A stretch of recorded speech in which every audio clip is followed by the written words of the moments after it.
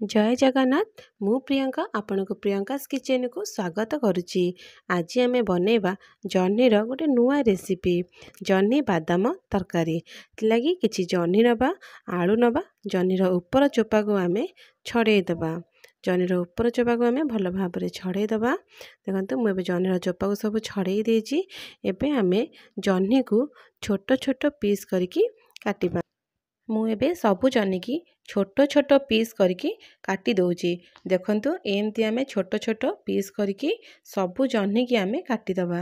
मुझे जह्नी सब काटी देछि। एबे आमे किछि कखारु फूल नबा। मुझे कखारु फूल नेछि ताकु मध्य मु छोट छोट पीस करके एबे मु काटी देबी। तापरे आलू को आमे चोपा छड़ेकी भल भाव में काटिदबा।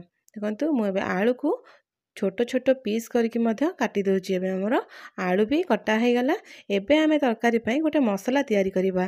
किछि सोरिष नबा, धला सोरिष नबा, जीरा नबा, किछि बादाम नबा, सुखिला लंका नबा, अदा 2 खंड नबा, अल्प रसुण नबा ताकू आमे ग्राइंडिंग कर दबा।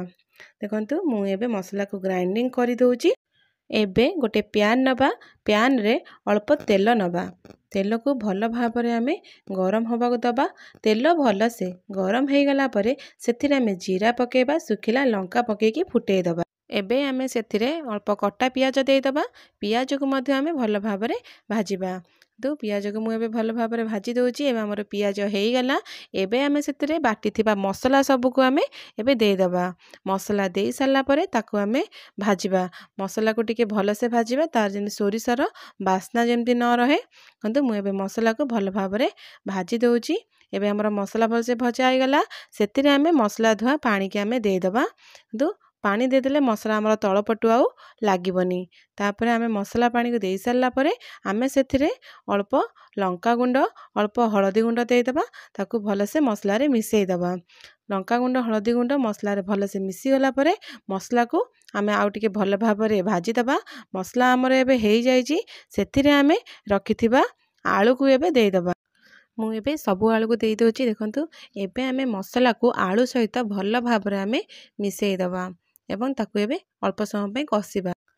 एबे आमे सेथिरे काटिथिबा जह्नी और कखार फूल को सब दे दबा। एबे आमे सेथिरे स्वाद अनुसार लूण दे दबा। ताकू भल भाव में आमे मिसई दबा। तो मु एबे सब जह्नी और लूण को भल भाव में मसला सहित एबे मिसई दउची। तो एई भली भाव में आपण मिसई देबे। तापर आमे ताकू 5 मिनिट पई लीड बंद करके सिजिबा को दबा। तो एबे हमर 5 मिनिट हेई जाईची। एबे आमे लीड खोलिकी देखिबा। देखंतु हमर एबे जह्नी धीरे धीरे पानी छाडुची। अल्प मध्य जह्नी सिजी गलानी। एबे आमे ताकू आउ 10 मिनिट लीड घोरेईकी सिजिबा को दबा। देखंतु हमर एबे 10 मिनिट हेई जाईची। लीड खोलिकी देखिबा।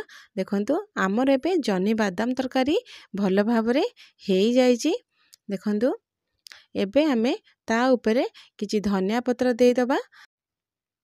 एबे आम तरकारी खाइबा पई प्रस्तुत हो गला। एही तरकारी को आमे भात रुटी सहित मध्य खाई परिबा।